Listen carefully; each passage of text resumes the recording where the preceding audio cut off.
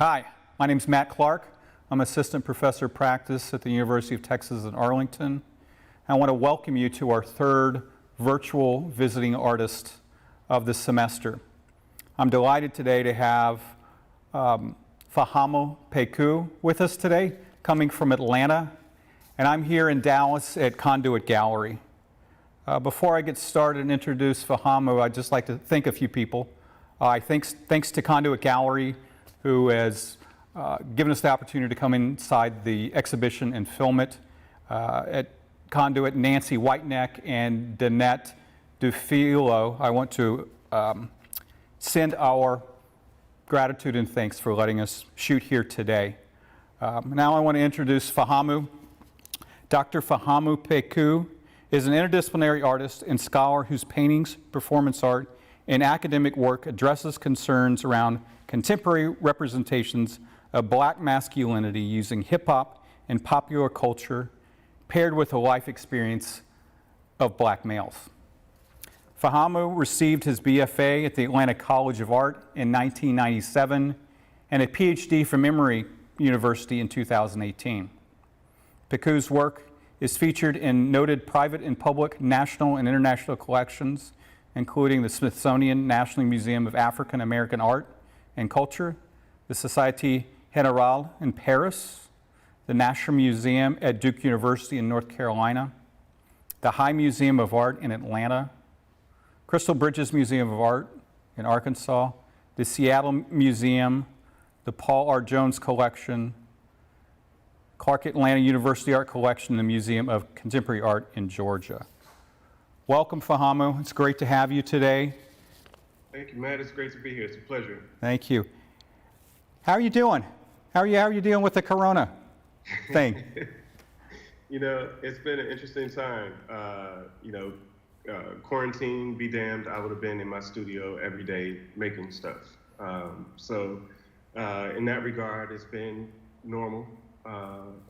But, not being able to travel, not being able to be in person having this conversation with you, not being able to, interact with and engage with patrons and other artists and curators, et cetera, walking through museums, like being able to be with people has been the biggest challenge.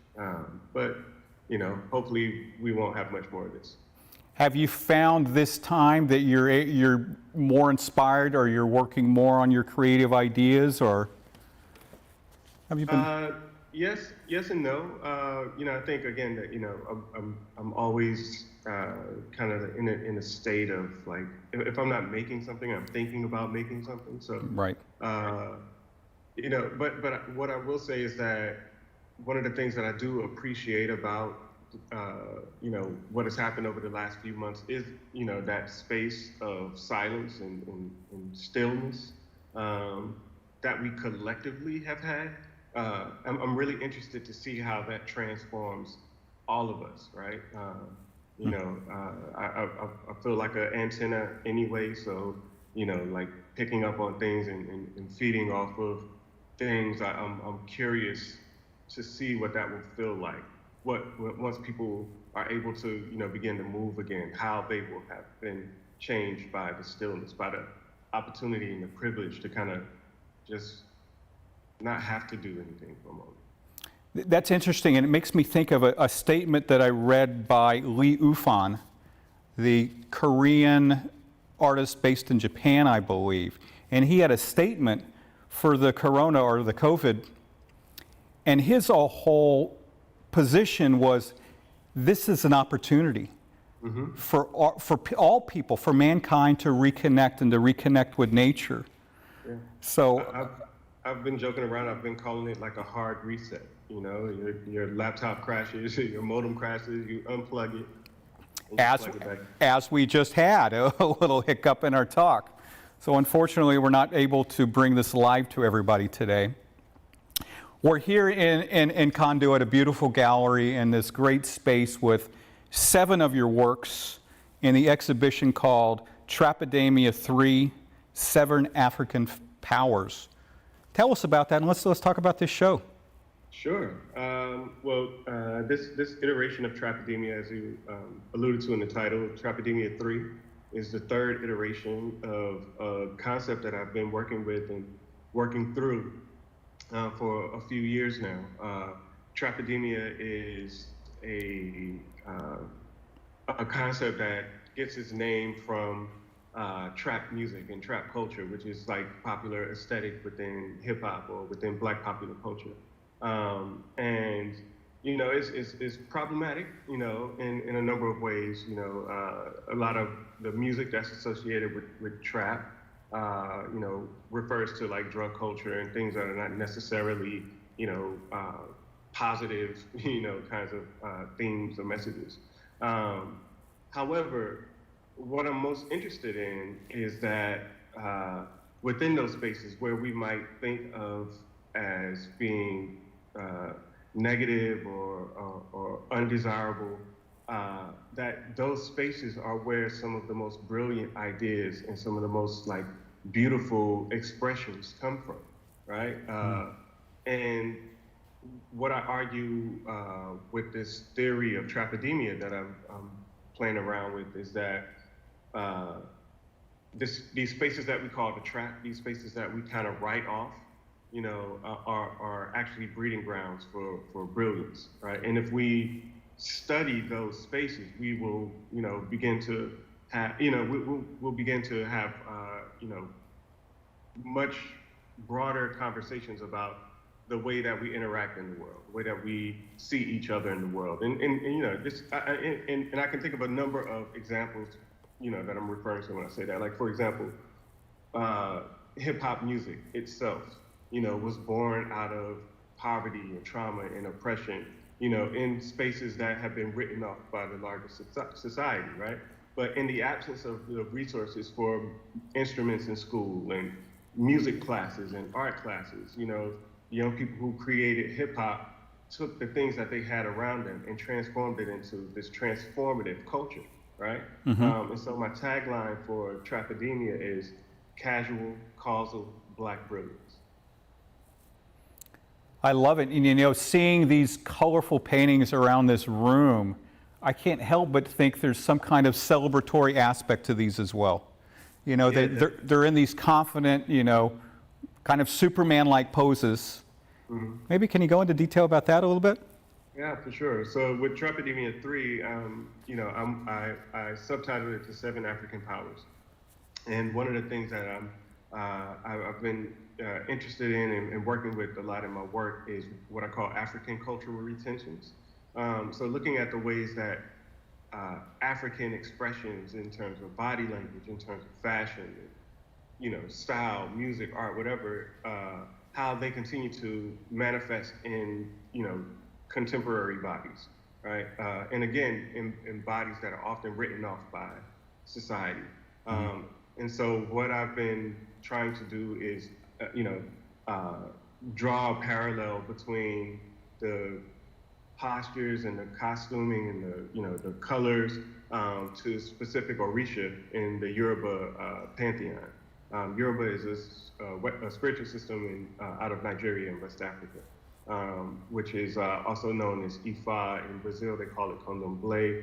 In Cuba, it's called Lukumi. And so it has like these different iterations as it's traveled around the world. But we continue to see expressions that are sort of reflections of the spirit of Shango, right? And the young man hanging out on the corner. We might see the energy of Ogun, you know, and the young mechanic that's, you know, working on his, you know, tricked out car, you know what I mean? And so, like, we're seeing all of these manifestations of these African powers in these young bodies that people often, you know, push aside or attempt to erase or deny or destroy, right? And so what I want to do is affirm them through these works, to say that, yes, you are powerful, yes, you are beautiful, yes, you are worthy, right? Those kinds of things. And the Orishas are these 7 deities. So there's 7 different paintings here. Maybe we could go and talk about a couple in particular. Okay. And talk about the deities and maybe the impetus or process behind them. Okay. I have so many to start with. Do you have a preference? I'll go with number A Day, All Day, 2020. Yeah. It has a image or a T-shirt with King across it. And I guess one of the questions I have for you is oftentimes we see you in these images or self-portraits. And I know I've known your work for quite a while, and that's kind of a constant. Maybe we could go into, why you're representing yourself. And I don't know if you have to go back and talk about your early days of when you did it on those magazine covers and used hip-hop marketing methods to do that. Yeah, so let's see, where can I start to answer the question? So yes, I use my body in the work, but I'm always very clear that it's not about self-portraiture. So I never refer to the figures in my paintings as me. They are ideas of Black masculinity. And this largely came about as a result of recognizing that most often my movement in the world is read and interpreted and dictated to me by other people's ideas of who I am because I'm a Black man, right?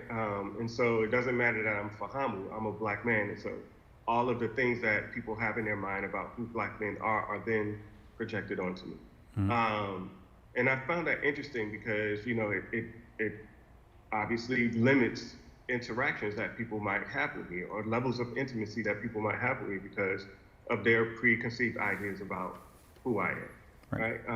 And so I began to explore that idea by performing to those stereotypes and performing to those readings and interpretations of Black masculinity as a way of sort of getting inside of the stereotype and exploding them from the inside out, right? Because there would always be some slight shift to the stereotype. Like it's enough information that you feel familiar, but once you get deep enough into it, you realize that there's something a bit off about this. And then that's when it begins to open you up to now, who is this person? Like what are they trying to say? What are they supposed to be doing? And so I'm very interested in that. Like it's a much more, I think, subtle way to get people's attention, right? Rather than beating you over the head with, no, this is wrong. It's like, first I want to just unsettle you, and then you start to figure out that it's wrong on your own. Right? And so leading into the piece that you referred to, A Day, All Day, that piece refers to one of the chief orishas or deities in the Ifa pantheon, known as Obatala. Obatala is the oldest and the wisest and the king of the Orisha. He's known for being the ultimate representation of like purity and goodness and light. His countenance, his garments are all pristine white. There's never a blemish, right? I wanted to convey that idea through, again, the use of color. So you see that white is a prominent color featured in that piece, in the T-shirt and the crown of cotton that he wears on his head. The idea, again, being that, where we come from, right? The memory of our enslaved ancestors and their labor, right? Was regal labor because they birthed kings. They birthed us to be kings and queens. And and again, these paintings are affirmations. Largely, they're meant to almost mirror the spirit and energy of the viewer, right? So I want young people to see, young people like me, young Black people, young any people, to look at these paintings and feel empowered, right? To feel that their position in the world is powerful. And I was going to say that because they have these poses, like I said before, and it feels like they're empowered people. Now, there's a lot of symbolism that I'm seeing in each one, and probably very specific references.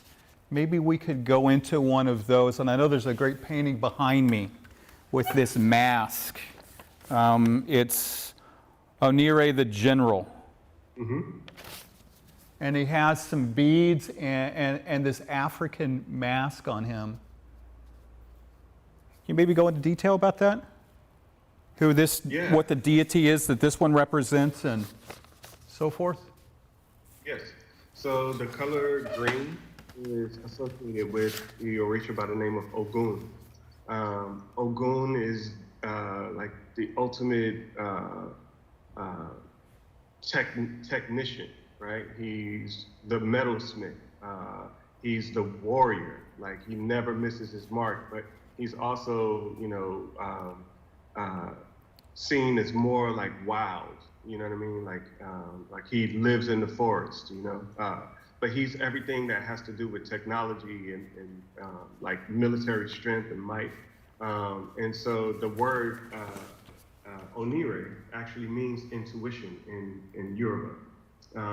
And with this piece, I'm thinking about the strength and thinking about strength and power, right? But nothing is stronger than this muscle, the mind, right? And as we protest, as we fight, as we struggle, as we vote, as we exercise who and what we are, right?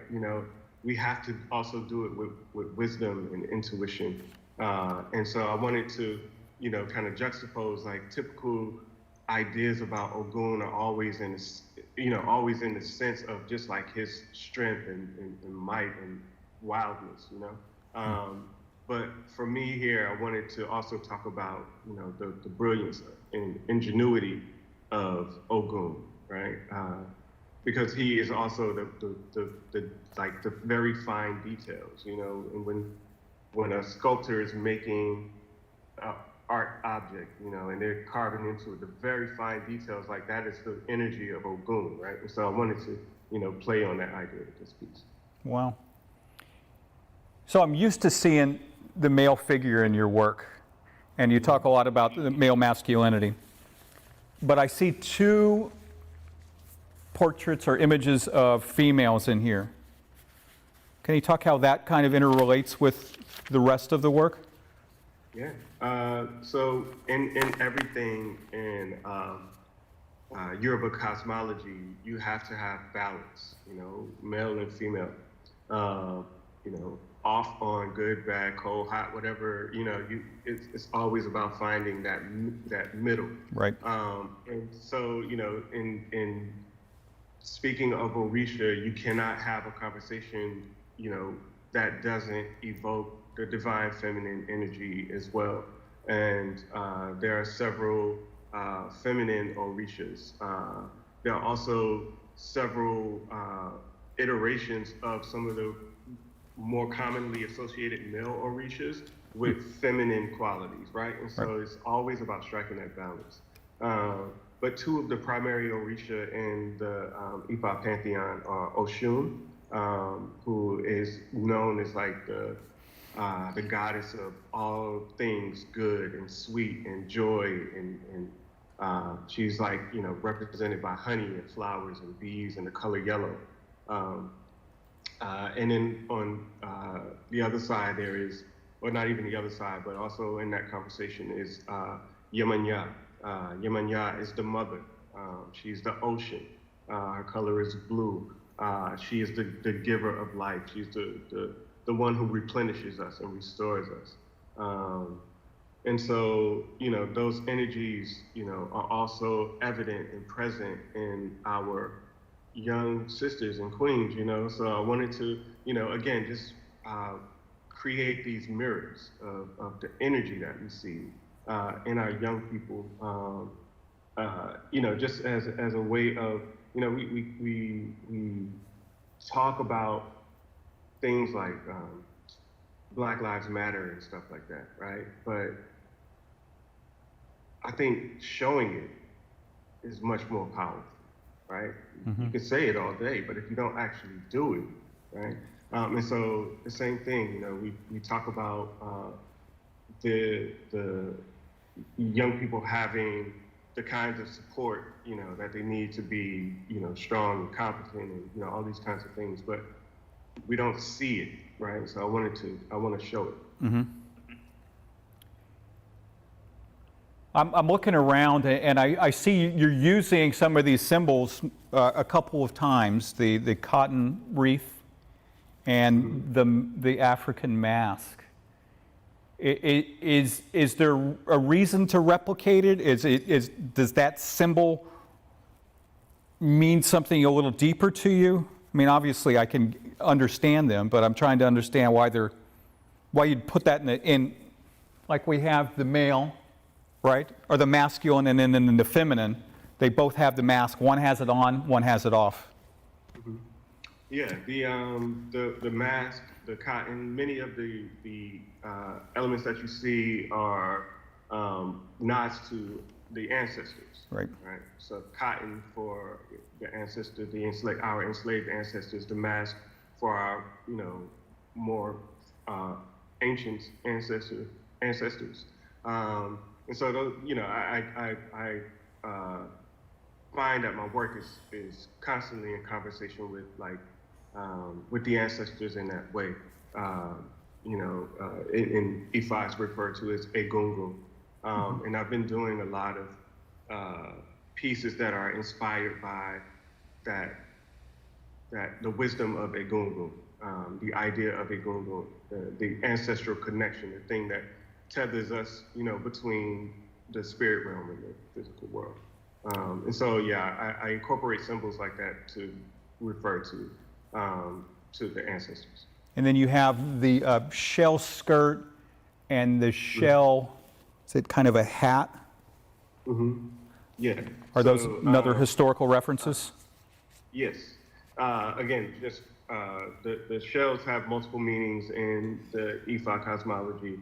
And so it's just a matter of, again, adding in elements that suggest ancestor or suggest memory in conversation with these contemporary bodies. Again, this idea of balance, past and the present, or past and the future, that kind of thing.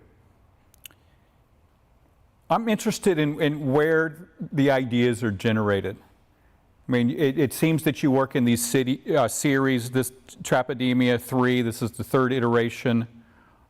Where do they come from? It seems like you obviously do a lot of research, but maybe take me through that ideation process from when it comes, what you do to the final paintings that we're seeing here today. Yeah, so it typically starts out while I'm driving with my knee and typing notes in my phone. You're the guy that I honk at on the highway, aren't you? That's me completely gone. Just hey, but they say that driving is a right brain activity, and that's why a lot of creative people find driving as a creative outlet. I heard that from Steven Spielberg. He says, that's where I get all my ideas. You're like Steven Spielberg. Yeah, makes a lot of sense.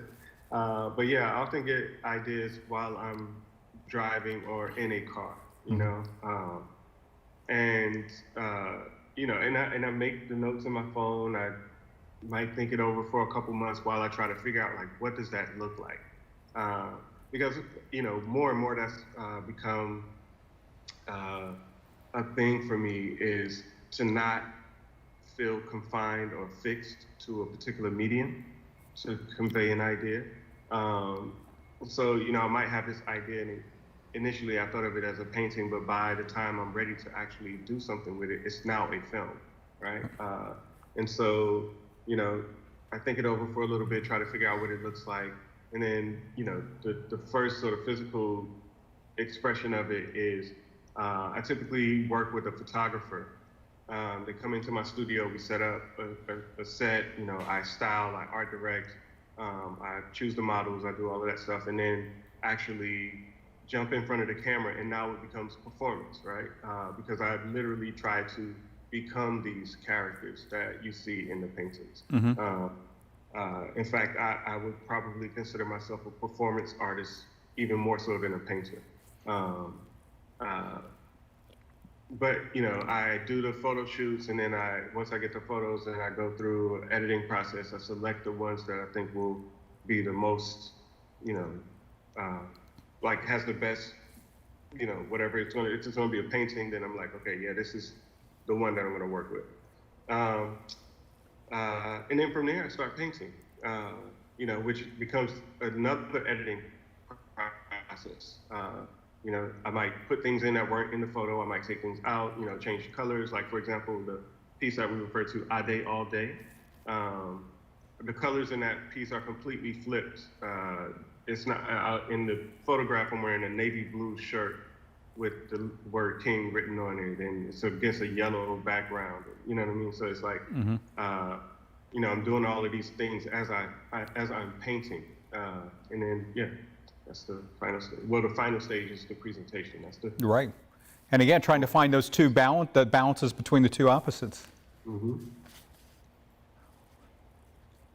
I often see your paintings with this figure isolated with this kind of indeterminate one color background, kind of this indeterminate space.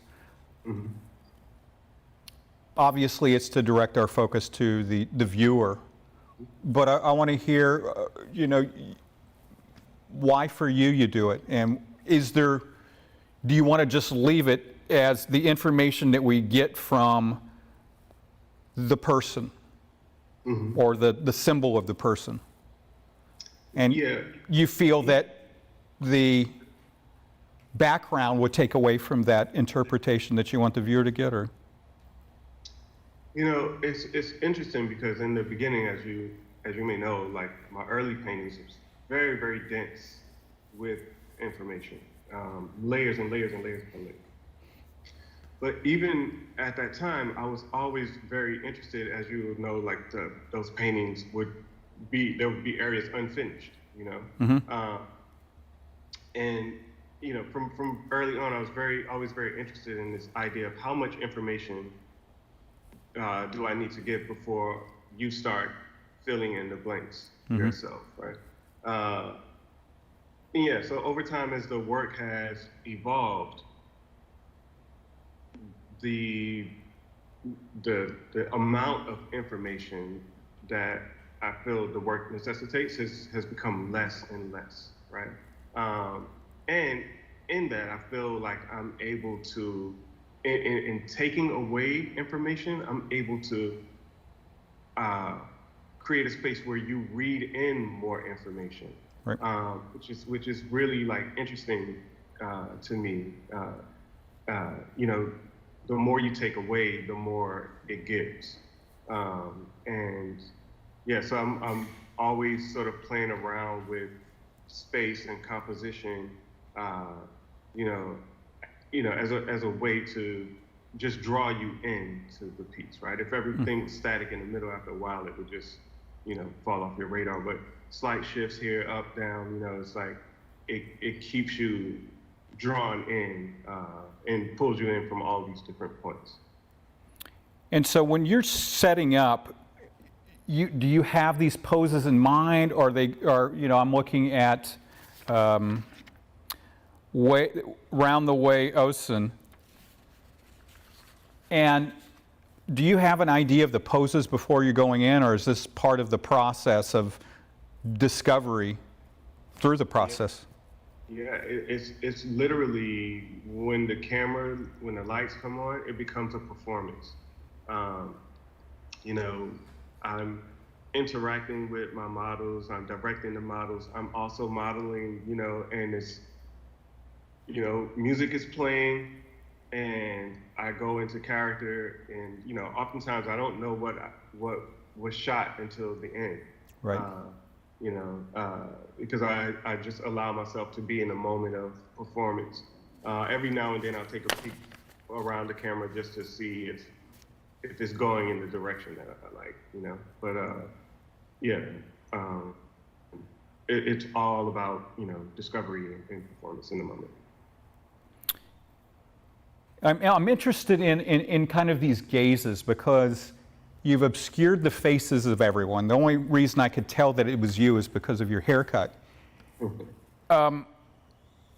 Could you go into that? Because we're not really seeing the picture, or there's this kind of facade in a way. You know, sunglasses, or looking away from the camera, or their backs facing the viewer. What is the impetus behind all that? of those are, again, playing around with the amount of information that's needed, playing around with ideas of obstinacy and defiance as a form of resistance. I think in some ways the poses are confrontational.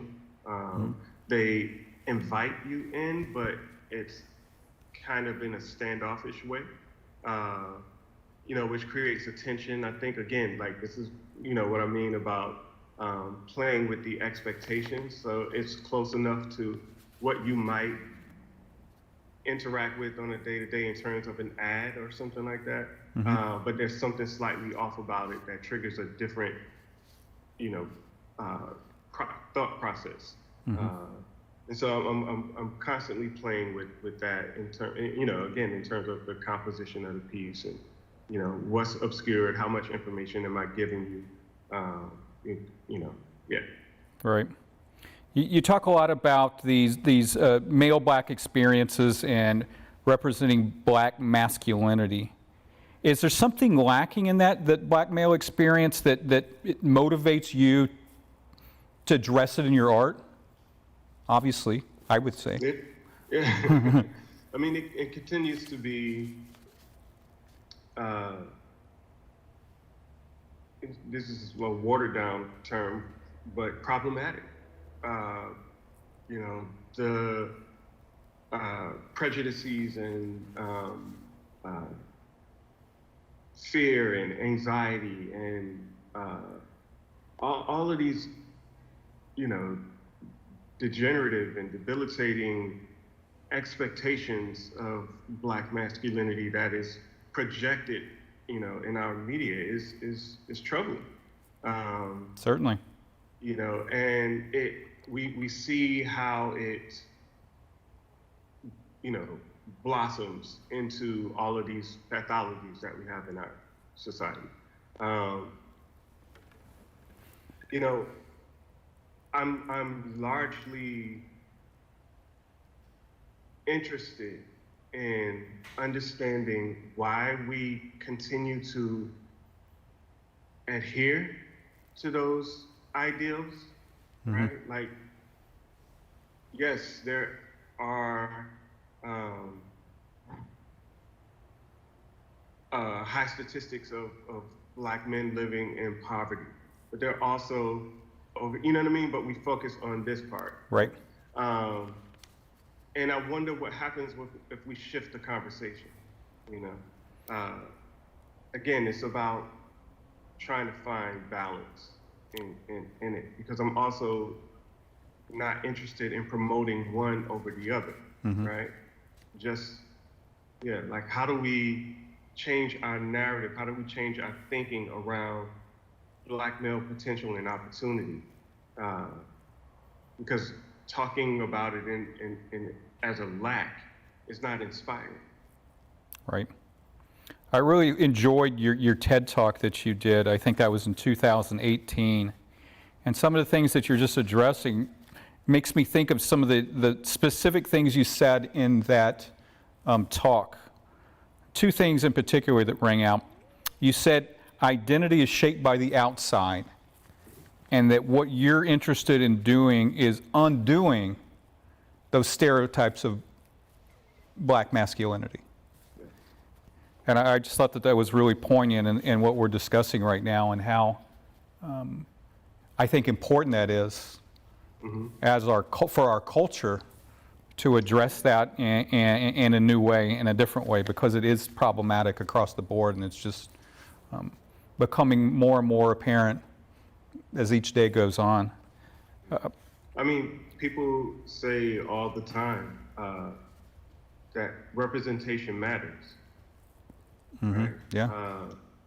And like that is the quote that you just referenced about identity being shaped by the outside. is really, it's evident.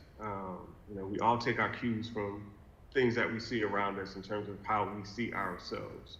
But what happens when that image that is always projected outward is one of tragedy and trauma? Another thing that I wrote down is your interest in getting people to think differently about Black culture. And I know the people that will be watching this can certainly relate it now. And you're doing such an interesting way of communicating that through your art that I think is really so relevant today. But you do things beyond your art, and you give back, and I think that's an important thing that most artists consider and do. And I'm interested in hearing about this curriculum that you developed for Black male youth called Advantage Point. Yeah. Tell me about that. Yeah, we could. It literally is just a different expression of what I'm doing in my paintings, is showing our young men that there's more to it than what they've seen. Advantage Point gets its title from the idea that Black men, Black males are always at some disadvantage. But I love puns and I love to play with words, and so I think of disadvantage as this, THIS, advantage, or this, THIS, vantage. Like the point that my vantage, my viewpoint is, unique and brilliant, and no one else will have it. And so I can own this space, right? And so that's where the title of the program comes from, that your vantage is an advantage. And through this 12-week workshop, we introduced, for the first half of the course, we introduced the scholars to artists working in different disciplines that look like them. We have film, literature, music, visual arts, photography. We have 2 artists representing each of those disciplines come in a week at a time and talk about their work and then do some kind of demonstration with the students. And then the last 6 weeks of the course, the students, initiate a project that they want to work on, and they can use any or all of the disciplines that they've been exposed to. And myself and my co-facilitator, John Digg, work with them to develop their ideas, and they have a final presentation at the end. Wow. Now, is that like an after-school program? How was that? Yeah, it's an after-school program in partnership with the Annie Casey Foundation. High school kids or all ages? Yeah, high school. So they're about between 15 and 17 typically. And, it's been an amazing experience, because many of the young men that we work with, they have an interest in art, but they just have never seen how do you go from here to here, based on the communities that they live in. They just never have had that access. Right. Or even the ones who have some talent but just don't recognize how much talent they actually have, right? And to watch them transform over the course of those 12 weeks has been amazing, and I'm really grateful for the opportunity. Wow, sounds like a great program. I'd imagine that cities beyond Atlanta would benefit from such a program. Yeah. Ever thought about trying to scale it up? Yeah, we've actually, this will be our 3rd year doing the program in the spring of 21. We've already begun some initial conversations about introducing the program in some other school districts around the country. So we'll see what happens. Okay, I know a lot of people in Dallas would be interested in something like this. Maybe it could come here. Yeah, that'd be awesome. Yeah. You've recently done an inaugural artist in residence at the Atlanta Beltline. What's the Atlanta Beltline, and how was it to be the first artist in residence at this Beltline? That must have been an interesting and unique experience for you. Yeah, well, the Atlanta Beltline is, I believe it's a 25-mile walking trail that encircles the city of Atlanta. Wow. That's constructed over former rail lines. It's absolutely been transformative to the city, made it much more walkable. The Beltline on any given weekend looks like Bourbon Street in New Orleans is just packed with people and everybody's having a good time. But they have now a formal arts program on the Beltline that commissions and takes care of permanent and temporary installations along the Beltline trail. So I was the first artist who was selected as artist in residence in 2019, and it was unfortunately unable to be fully realized as it was envisioned, because halfway through COVID hit, and a lot of the plans and programs got shut down. But the Beltline continues to be a great gathering space for people in Atlanta. So if you come for a visit, hop on the trail, stop at a restaurant, get a drink, see some cool art. It's a great experience. That sounds like it. I wish we had that here in Dallas. I'm going to take you back to your college days real quick. Okay. Thinking about your undergrad days, would you do anything differently now that you have these years of experience and wisdom that you could tell your younger self? And if so, what would it be?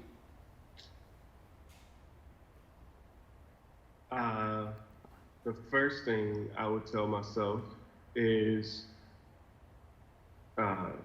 when I was 18, I wasn't really, I knew I wanted to go to art school, but I didn't know where or what, you know what I mean? So I didn't really look,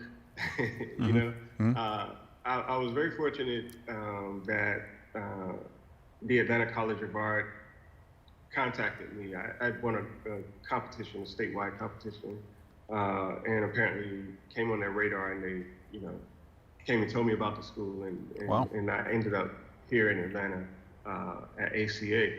And it was a great experience, or it became a great experience. In the beginning, it was kind of rough, but had I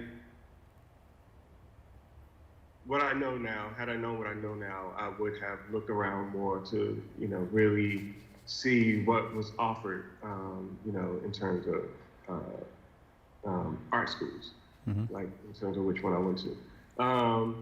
The other advice I would give myself is to take it serious, Yeah. I think I spent a lot of time in school just having fun, right? And it wasn't until, and maybe this is everybody's experience or something, but it wasn't until after I got out of school and life hit that, I began to recognize the things that people were trying to teach me and show me while I was a student. What advice do you give to young people wanting to be artists today?